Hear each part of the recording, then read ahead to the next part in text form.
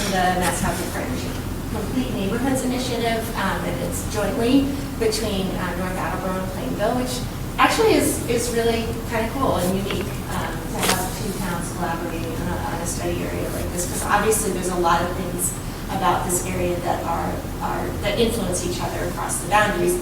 I know a big focus initially and ongoing is the Route 152 project and the Kelly Boulevard project.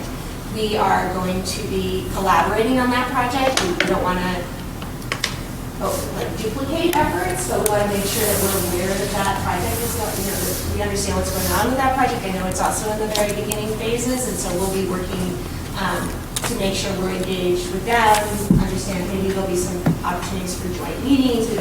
That's to be determined, but we aren't ignoring that is a big part of this area and could shape a lot of things in terms of the transportation network, what happens with that road. One of the first things we did when we started this project is we did a field visit here with Chris and Gail, and we walked, and one of the first things we noticed is very difficult to even just be able to navigate as a pedestrian the area. And so I think one of the things, part of the Connecting Communities grant is to be able to increase connectivity, to make it easier to walk. We saw a bunch of bicyclists going through dangerously on the main road.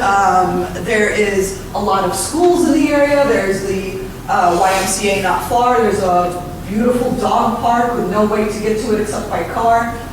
And so thinking about how can we suggest improvements, and hopefully with your guidance also think about what potential improvements we can make. If there is a potential to change, we want to make sure that this plan will set up the communities for success, both communities, both North Attleboro and Plainville. What's the desired type of development that you would like to see in the community? And we want to be able to use this plan to identify projects like we just talked about for potential funding and take advantage of state and local grants, and address connectivity, walkability, and livability. That's really the highlight, and that's going to be the focus, I think. This is just like a demographic overview of the study area. We just ran a few numbers just to give you an idea of, there's about 4,000 people. This is census data based on the most recent 2020 census data, how many people actually live there, the number of households, the employed population, and just to be clear, this includes everyone in the study area from both towns. So just to give an overview here, the median household income is about $92K. This is one of the things that we want to hear more from you guys, because that, in addition to potential future change, if there are changes other than the 40R, we want to hear from you what you think those might be. It could also stay the way it is, but be enhanced. View on the top picture of, where do you walk if you're walking? You don't. Or you do, but you don't have this. Or you're in the middle of the road, essentially, or you're on the grass, you're on the lawn, or you're in the parking lots.